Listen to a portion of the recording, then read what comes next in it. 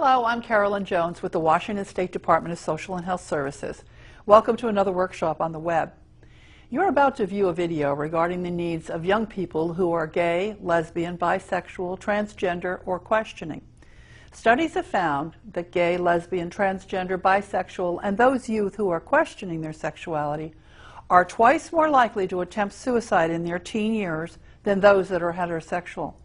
Kids placed in out-of-home care already are dealing with a host of negative feelings due to abuse and neglect. It's important that caregivers understand the special issues that these youth face and help them to become healthy and productive adults. For this reason, we urge you to open your hearts and your minds to the compelling young people you'll meet in this video. They've exercised a great deal of courage in sharing their stories with us. On the page with this video, you'll find a link to a discussion guide, which you'll also find helpful. Print it out and keep it for future reference. We so appreciate what you do for the children in your care. Thank you, and enjoy the video.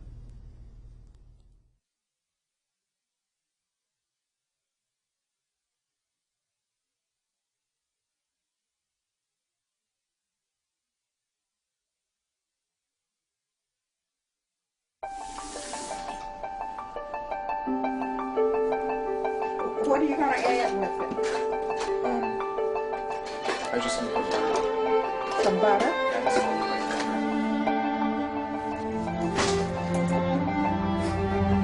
Thank you. Ingmar. Sit. Spin.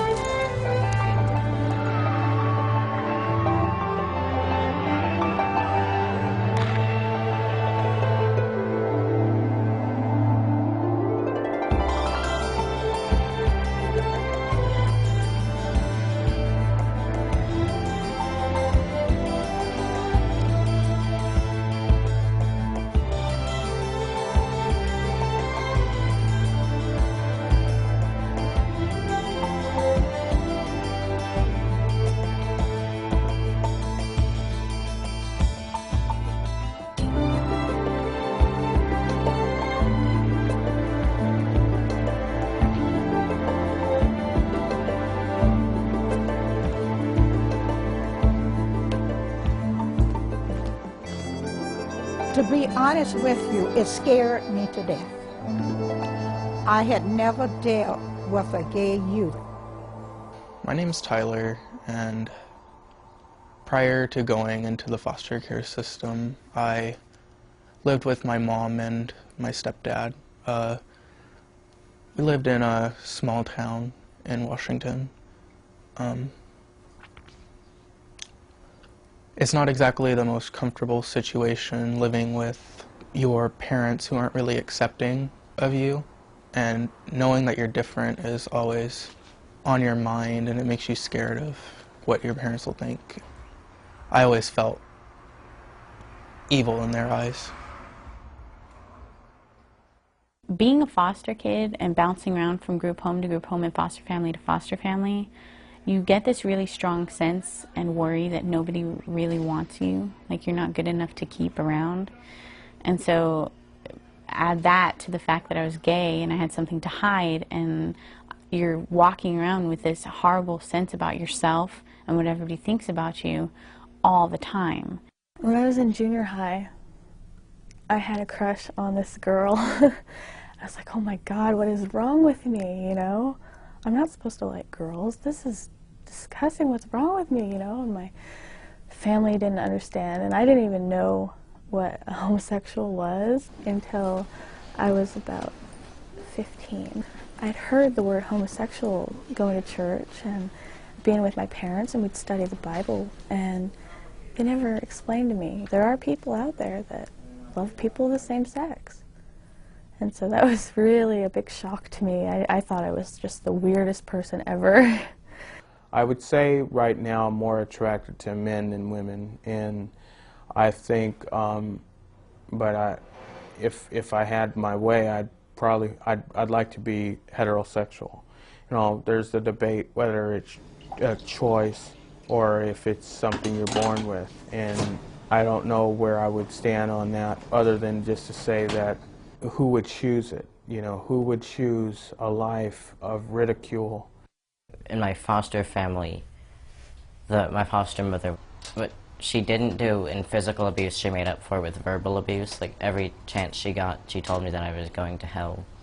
And I knew that it was because of my gender nonconformity, but obviously I didn't have those words when I was 7 and 6.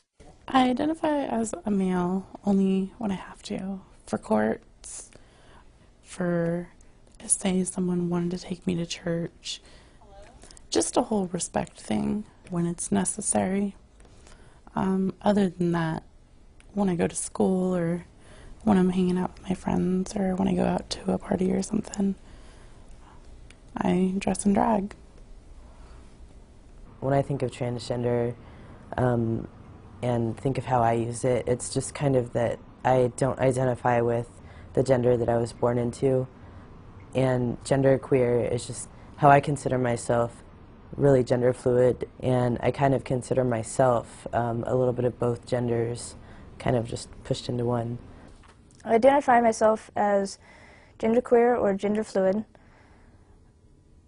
meaning that I don't subscribe to the binary system of gender. So I believe that people have characteristics of both masculine and female types.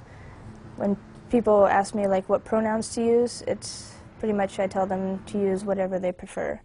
I mean, I'm not going to be upset if somebody uses she for me because I do have the female anatomy, but I see myself as more masculine, and I feel more comfortable having people use male pronouns. I realized I started liking girls when I was in 6th grade, so when I was like 12. It was just hitting me harder because I had like all these crushes, and I thought that, you know, I was really abnormal. When my stepmother asked me to change, I really felt like she doesn't understand. And even though she has family who is GLBTQ, she still doesn't understand. So, I mean, that's just how people are, and I just hope that they would change eventually. Some people use the acronym GLBTQ, and some say LGBTQ. But we're both talking about gay, lesbian, bisexual, transgender, and questioning individuals. Transgender is a term that a lot of people aren't as familiar with, but it refers to gender variations, including individuals who have some male and female characteristics in their body.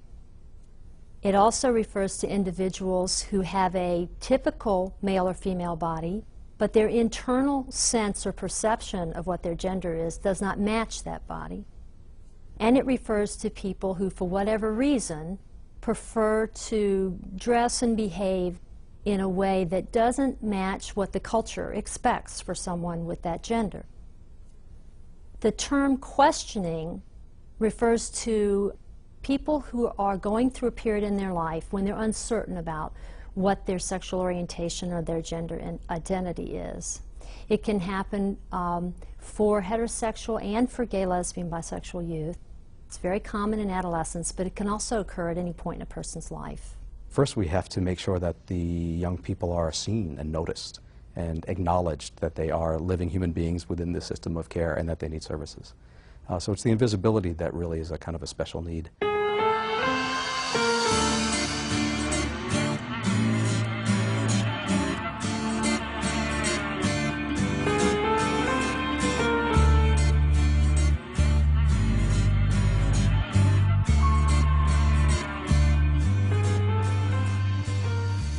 I first realized that I was gay probably when I was about 5 years old or so, maybe a little sooner than that. It's not really, I couldn't label it. It wasn't like something I knew what it was, it's just I knew I was. Like I said, I realized that I had feelings for girls when I was 12-ish, and I pretty much hid it from myself and everybody else, and I tried really, really hard not to be. I was able to label myself as gay when I was about 8 years old because my mom, she's the one, like, because I came out to her when I was about 8 years old, but like I didn't know it was coming out because, you know, I didn't know that I was really coming out. I just, you know, told her, you know, I like guys, and she said that, you know, like, well, duh.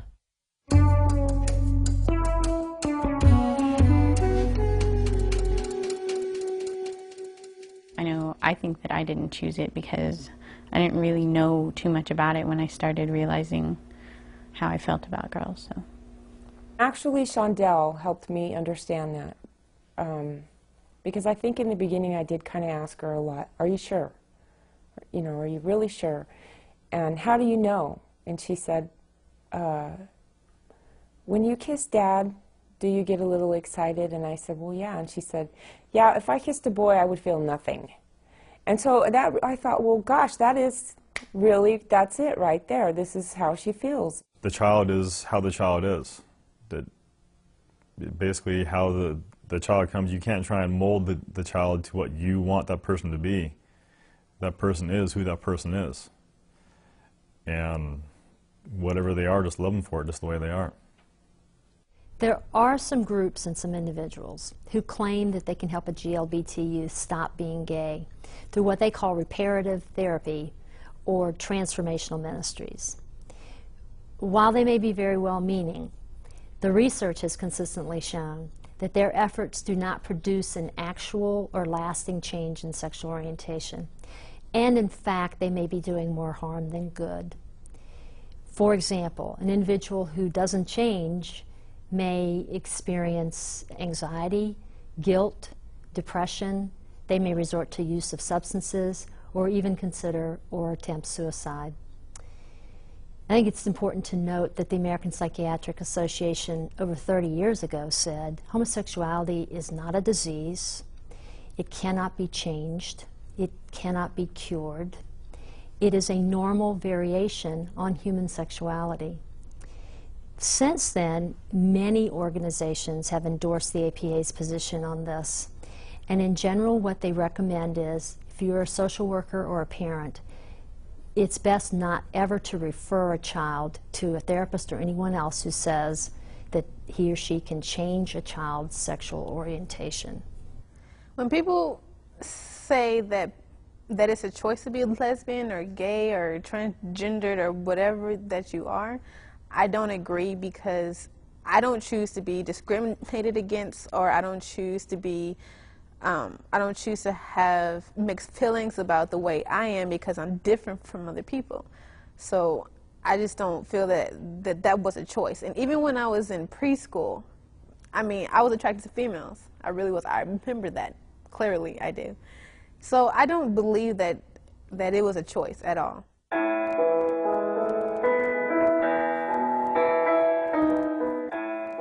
I'm a normal person, and, you know, gay people are normal too, and it's like, you know, I wouldn't do anything with kids. I mean, I don't know what people are going to think, you know, what they're going to assume that I'm going to do, but it's like when people are afraid for me to, like, play with their kids or something, it's just kind of weird to me, and I'm like, whatever. This one woman, she read in some paperwork where it said that I was gay. I didn't really tell her that I was bisexual or gay, and her first response was, well, I hope that you don't show any, you know, I hope you're not interested in my son, who was a young teenager. And I think a lot of people that are ignorant to different sexual orientations other than heterosexual may think that, you know, that gay men are pedophiles, or that they're, you know, they do stuff that, you know, do outlandish things. Some people have a concern that GLBT youth are more likely to sexually offend against other children. In fact, the research shows us that they're no more likely to offend than a heterosexual youth in the same situation, but that we do need to be concerned about them being sexually victimized themselves for a number of reasons. For example, we know that in 95% of the cases of sexual abuse, the perpetrator is an adult heterosexual man. These individuals are adept at identifying or discerning that a child is keeping a secret, which makes that child vulnerable to sexual exploitation. Also, if we don't allow young GLBT people to date people their own age, they're more likely to date people who are older, which sets them up for sexual exploitation. And there does need to be some concern about them being targeted for sexual violence outside the home and sometimes inside the home. So contrary to the myth, GLBT youth are no more likely to offend, but are at higher risk for being victimized themselves.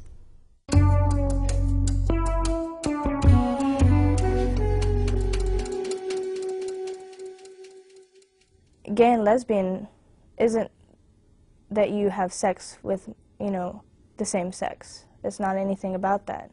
I mean, there's gays and lesbians out there who have never had sex with the same sex. And they're still gay, and they're still lesbian. It's more of how you feel. I mean, do you feel more attracted to the same sex, or do you just feel more akin to them, more like you can build a relationship on that? Then, yeah, you're gay. If you think it's just strictly sexual, it's not. There's more to a relationship than sex, and I have to make that clear because I've had a lot of people say, you know, you're just a lesbian and you have sex a lot. And I'm just having to tell you now, it's not true. I've been with this girl for 3 years, or almost 3 years in September, and you tell me if it's strictly sexual, I think not. A lot of people think that bisexual people are just dirty and slutty and just want to be with everybody, but that's not what it's about. And it's more about just finding the right person for you, and it doesn't matter whether it's a girl or a guy. People who think that because I'm gay, I only like to be with females sexually is not the case, because I feel like females, they understand where I come from more than a guy would, and they're just more affectionate to me than a guy, than I felt with the guy, because I've been with the guy before, so it had nothing to do with the sex or anything.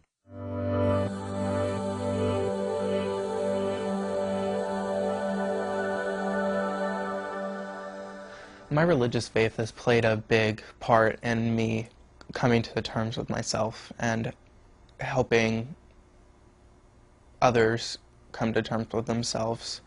I practice the Buddhist faith, and because of my Buddhist faith and the basic philosophy of Buddhism, I've been able to realize that through my current circumstances, I can accomplish anything, and that because of my circumstances, I can go anywhere.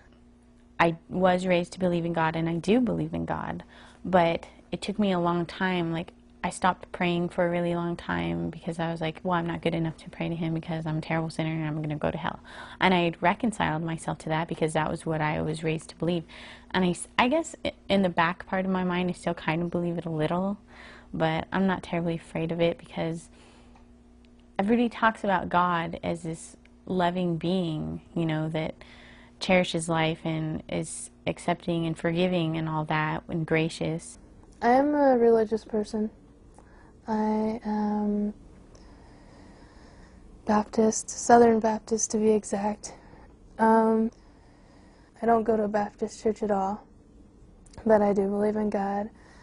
I know what the Bible says, that homosexuality is wrong, but I believe that God accepts all his children for the way they are. And I think it was cool because I went to church with my dad a few weeks ago, and he was like, you know, the Bible says that being homosexual is wrong, but I believe that God accepts all his children for the way they are. And I was like, thanks, Dad, for thinking that. I've tried to be involved with Christian or religious organizations, and it's tough to be involved with the organization and hear them ridicule or to say that homosexuality is wrong. And I mean, it's almost like they're telling me that I'm committing a crime, you know, and that I couldn't imagine any God that, first of all, I think that God created me to be bisexual, because if he didn't want me to be bisexual, I wouldn't be bisexual.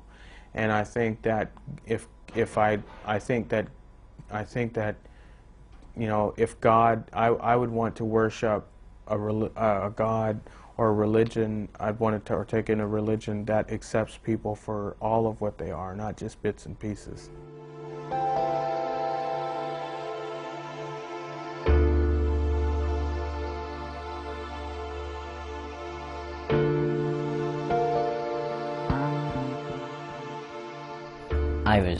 I almost died of malnutrition when I was 3 years old. I only weighed 18 pounds.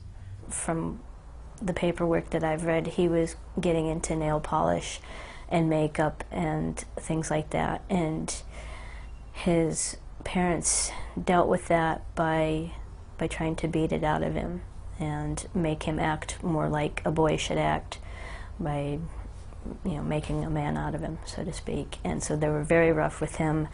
They were very cruel to him, and his siblings followed suit. And I know that his clothing was set on fire while he was wearing them, and he was stabbed, and he was nearly starved to death. So I was just kind of scared, you know, because I didn't know when I was going to be yelled at next, or when I was going to be set on fire again.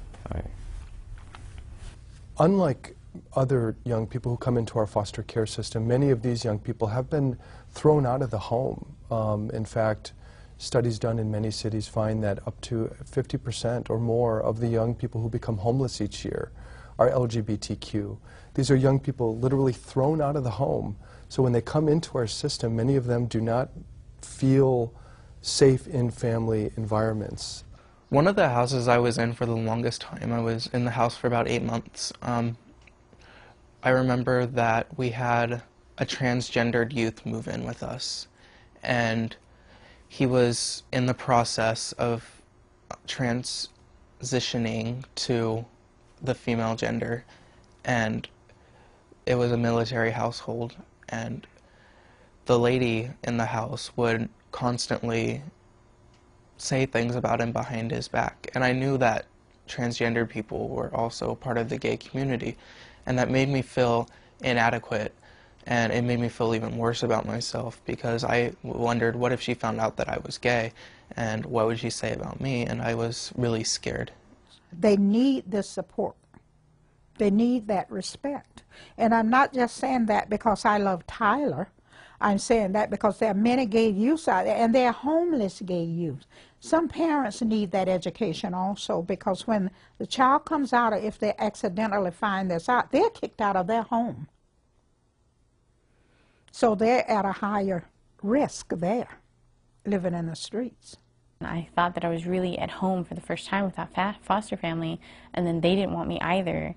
And it was like all these hopes that I built up based on this foster family were just demolished because they didn't want me anymore, and I couldn't escape that feeling, and those thoughts were always at me.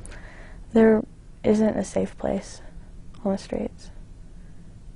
Maybe you'll make it through one night, but you never know what's going to happen the next. You know, I made a lot of dumb decisions.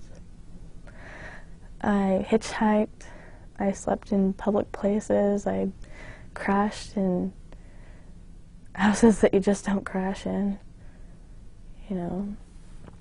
I mean, it's not a normal childhood to watch people shooting up and, you know, smoking drugs, and, you know, to think that that's normal, it's just not okay. It would have been a lot better if I could have just stayed home. I've been homeless, and, you know, and I worry about being there again. I worry almost on a daily basis.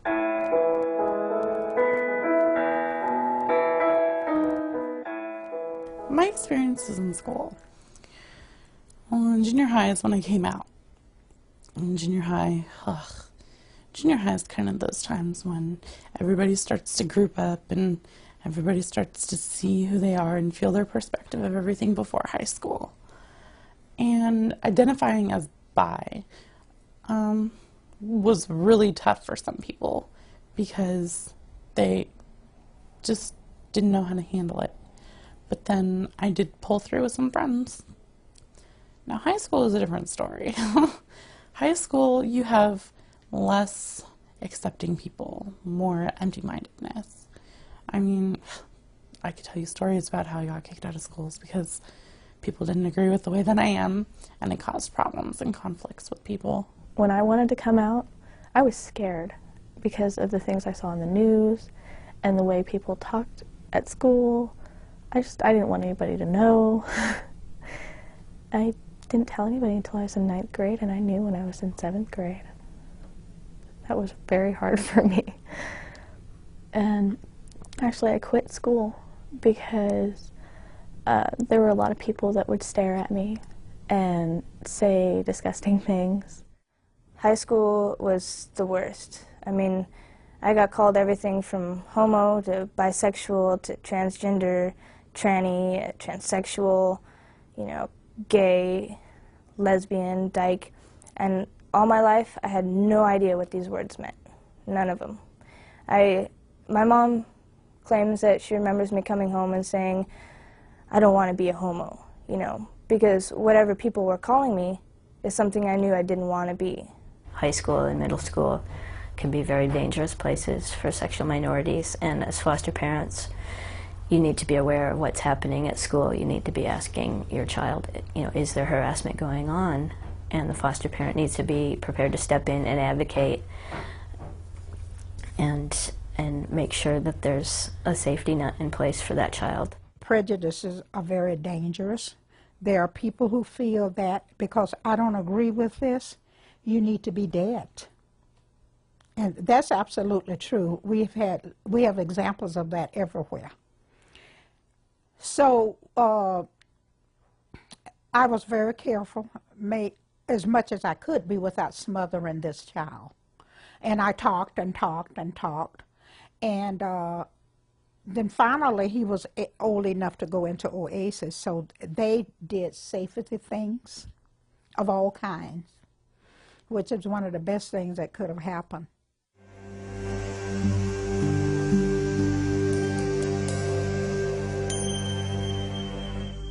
Being gay sometimes leaves me feeling as though there's no one I can really turn to, because I feel as though there's not really anybody that can understand. And for a long time I battled with depression and constant suicidal thoughts, and I even attempted it. And if it wasn't for my foster mom, I don't think that I would have gotten through those times. And I'm really thankful to her for that. And I learned by going to my local youth center that it isn't unusual for foster kids to feel that way, and that we're one of the largest groups of people who have those types of feelings. I am an underage drinker and I'm highly tolerant to alcohol, so that's one of my outlets to me feeling bad. Another thing that I have done was actually cut myself because I felt so bad about myself and like the way things were going around me. And I realized that was pretty stupid, and I had to learn to love myself in order to actually love somebody else. Like, had I stayed in foster care, I probably would have committed suicide by now. But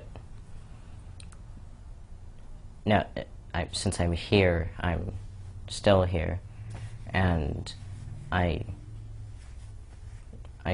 think that my future is has just a positive outlook as any other person. It's one thing to look at the risk data and to acknowledge that these young people face particular risks, but it is not fair to then assume that all LGBTQ young people engage in these behaviors, or that LGBTQ youth in general are somehow predisposed to these behaviors. These behaviors are, in many cases, a response to the environment. And by helping young people find a safe environment, you will see these behaviors dissipate.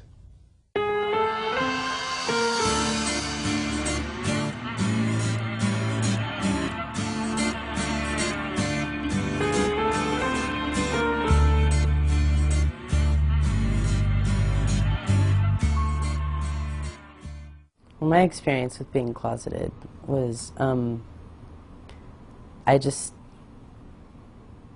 was really depressed. I didn't want to talk to anybody. I thought that nobody would understand me. I thought that I was just really weird and that I didn't belong. Well, I am a lesbian, but I think if I was to live a heterosexual lifestyle, that I would just, I don't know how I'd feel. I think I would just feel just caged. Like, I think that if I was doing that, I wouldn't be comfortable with myself or love myself or even be, like, proud of who I was. And I think that if I was dating a man, I would just be hiding a big part of myself. I think it's kind of ridiculous to, you know, make people hide who they are, because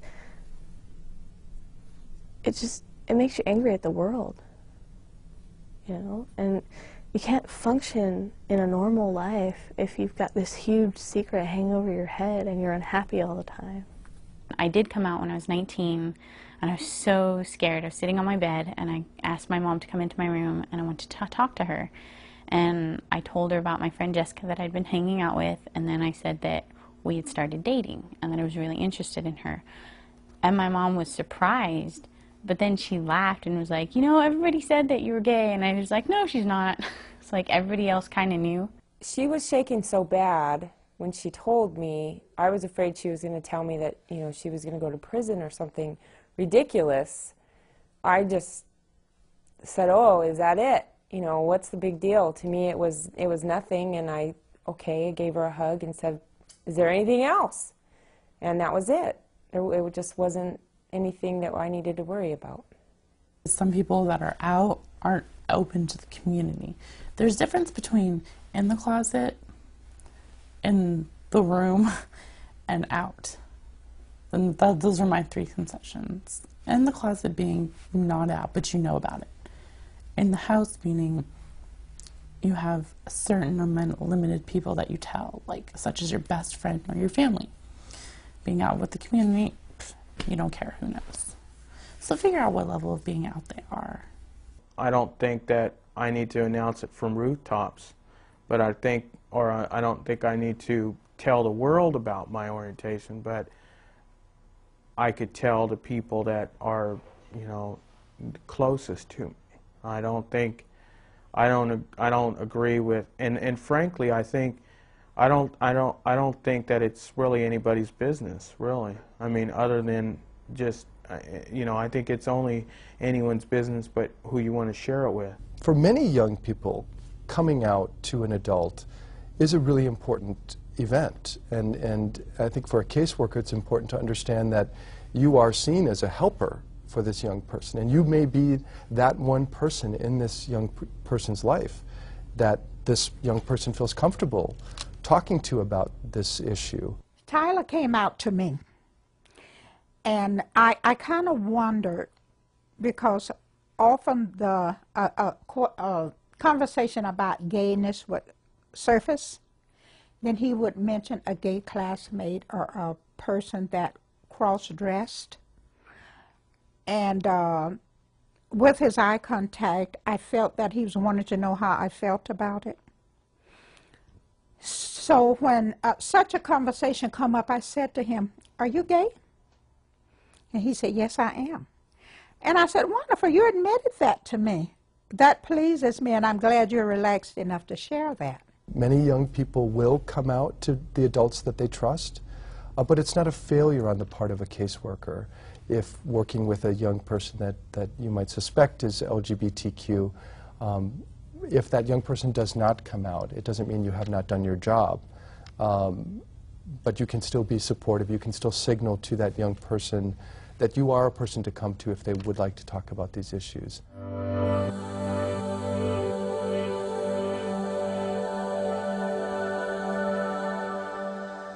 It would be a lot easier for the transition for foster kids if the potential foster parents for the foster kid and the caseworker could get together and meet and discuss whether or not this is a good placement rather than just placing kids wherever there's a spot open.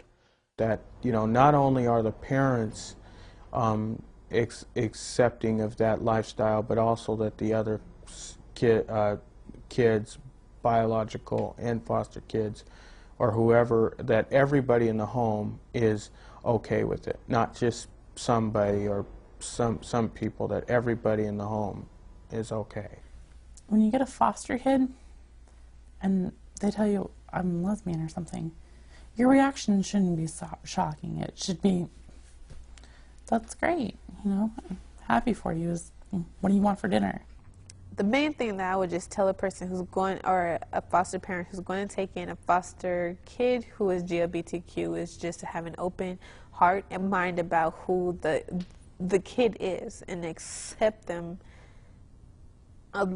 Just accept who they are, because they're still the boy or girl that you want to take into your home. When we accept a child in our home and we find this child comes out, or we discover that this child is gay, it's not our role to try and change that child. It's our role to change our own thinking and feeling and educate ourselves on how to nurture this child and accept that child. If you're going to be a foster parent, you have to be open to almost anything. And if you're not, if you have a lot of restrictions on what you're open to, don't get into being a foster parent, because you really, you're doing, when you think that you're trying to do good, unfortunately you're doing a great disservice. I think it would make it very comfortable for foster kids who might be closeted as gay or lesbian or bisexual or transgendered if foster parents had maybe a small poster on a bedroom wall or in the hallway that said this is a safe zone, or all families are welcome here. There's little posters like that have little rainbows on it and little things that just say that all people are accepted. If the foster families can say to them, you can tell us anything. Whatever you're going through, we'll understand. We're here. We can listen. We're not going to judge you. We're certainly not going to tell you that you're going to hell. Then it gives the signal to the young person that, wow, when life happens and these things happen to me, I know I can go talk to my parents. And that's really what pretty much every kid wants to have. When a caseworker has a gay child on their caseload, I think that they should also be well-versed in local resources, because they need to make referrals and call the organizations to get information for their youth, and they need to keep constant contact with their youth. Definitely have a resource like PFLAG, for people that you can ask questions to, and figure out how to deal with certain situations. Now I feel very welcomed and very, proud to be different and proud to be gay, and I'm not scared really anymore. The great thing I've come to find out is that the foster care system often gets a really, really bad name, but it's not as bad as it's made out to seem. I found the perfect home, and I've fallen in love with the people I live with, and it's absolutely wonderful. And if it wasn't for my current foster mom and sister, I don't think that I would be who I am today and be talking right now to all of you. So foster parents should feel really fortunate for the opportunity that they have. They can really help change someone's life.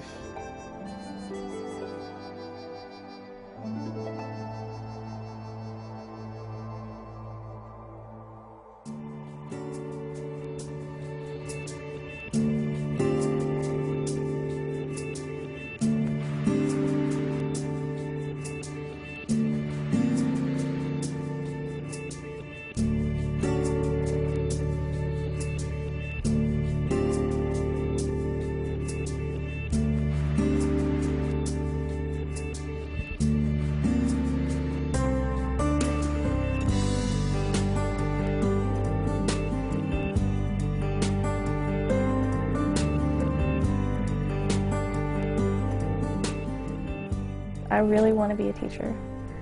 I really want to have a job that's involved with kids and does something for the community, because that's something that's really important to me. There's about 1 billion things I'd like to be.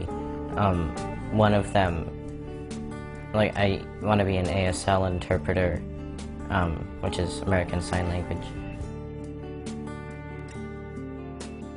Through my experiences in the foster care system and also being gay, I've come to the conclusion that I want to be a social worker myself when I grow up. You know, I like different things. I like animals. Like, I consider myself more of an animal lover than just a trans person. Get my degree in graphic design and social economic studies, and I also want to eventually work in a corporate building, make it to the top, and be the boss. That's my answer. That was my answer. Okay.